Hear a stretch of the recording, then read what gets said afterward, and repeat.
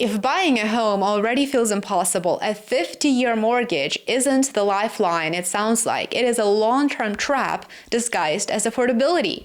The Trump administration has unveiled one of its most talked about housing ideas yet, the 50-year mortgage.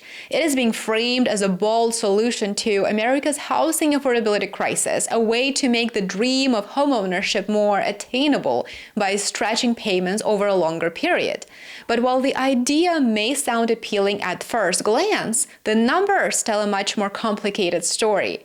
Here's the pitch. If you can spread your mortgage payments across 50 years instead of 30, your monthly bill goes down. For millions of Americans struggling with high home prices, that could make the difference between renting forever and finally owning a home, owning on paper, because if you don't have equity, you don't own it. Your bank does.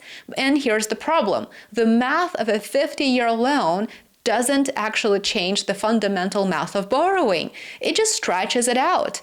And it makes you pay more in interest to corporations rather than allowing you to build equity in your home.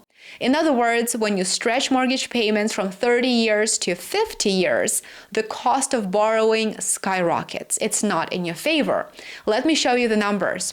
Say you take out a $400,000 mortgage on a $500,000 home. That is after putting down the usual 20%.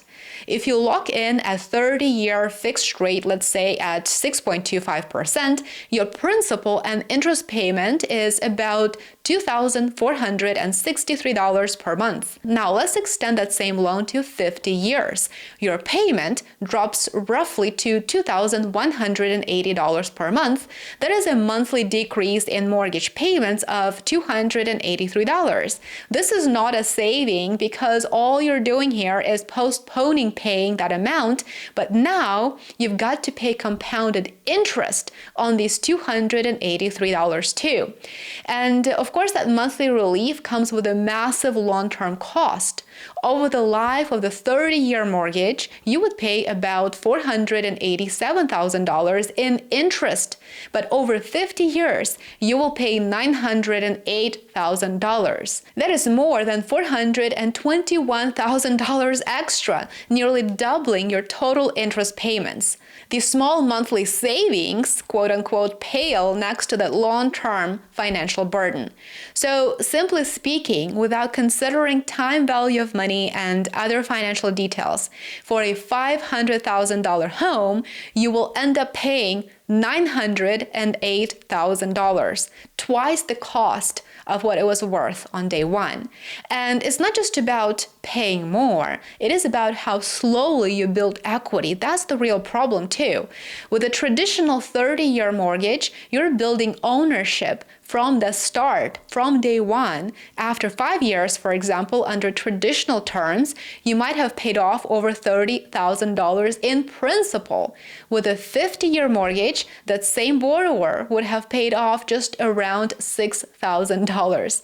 After 30 years, the point when a 30-year mortgage would be completely paid off, you would still owe nearly $400,000. Very slow equity growth is the hidden danger. You will owe nothing, and arguably you still won't be happy because you don't own your home and you're liable for hundreds of thousands of dollars. For most homeowners, equity is their largest form of wealth. It's what allows you to upgrade, to refinance, or to retire comfortably. A 50-year mortgage turns that process into a crawl. It's almost like renting from the bank for half a century. And on top of that, there are significant risks. If home prices stagnate or fall, borrowers could find themselves underwater, owing more than their homes are worth for years and years. That's what happened during the 2008 financial crisis when complex, long-term or interest-only mortgages left millions trapped. Studies show that longer loan terms could raise the risk of default by 150% to 200% when property values decline. There is another issue too that I would like you to be aware of. Affordability through debt doesn't solve the real problem. The real problem that nobody wants to talk about is supply. If millions of new buyers suddenly qualify for a mortgage because monthly payments are lower, but the number of homes for sale doesn't increase, prices will rise, they will surge. And we could end up in a vicious cycle where extending loan terms makes homes more expensive overall, not less. So it's going to make the affordability crisis so much worse. And lenders are fully aware of this. They will likely charge slightly higher interest rates for such long-term products, maybe 0.5% or even a full percentage point more, to compensate for the additional risk. In finance, higher risk requires higher reward, meaning higher interest rates in this particular instance. And that further erodes whatever monthly savings borrowers gain from this. So to sum it up, homeowners could end up paying hundreds of thousands more in interest. They will build equity painfully slowly, leaving them more vulnerable to downturns. And if this triggers a new wave of speculative buying, home prices could rise further, erasing the very affordability gains this policy aims to deliver. Critics say it is a short-term fix to a long-term problem, addressing symptoms, not causes. And the truth is, the housing affordability crisis isn't just about financing. It is about a chronic shortage of supply, restrictive zoning laws, and the cost of construction. Without addressing those issues, extending the mortgage term could just inflate the bubble. There's also a generational angle here too. Imagine being 80 years old and still making mortgage payments. That's a very real possibility with a 50-year term, especially if you buy in your 30s or your 40s. Homeownership has traditionally been a pathway to financial security and retirement. This plan could delay or even deny that security. Stretching debt longer doesn't make it smaller, it just hides the cost further down the road. Until the housing supply meets demand, stretching loans from 30 to 50 years is like stretching a dollar bill. It may look longer, sure, but it's still worth the same amount.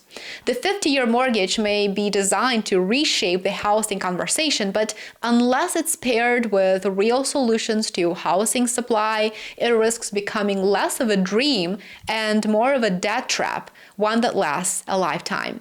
Thank you so much for watching. I hope that you enjoyed this quick video, and if you would like more content, join me on Substack and Patreon, support my work. I appreciate every single one of you who has become a paid subscriber. Thank you so much. Like, subscribe, and share, and I will see you back here tomorrow. Take care.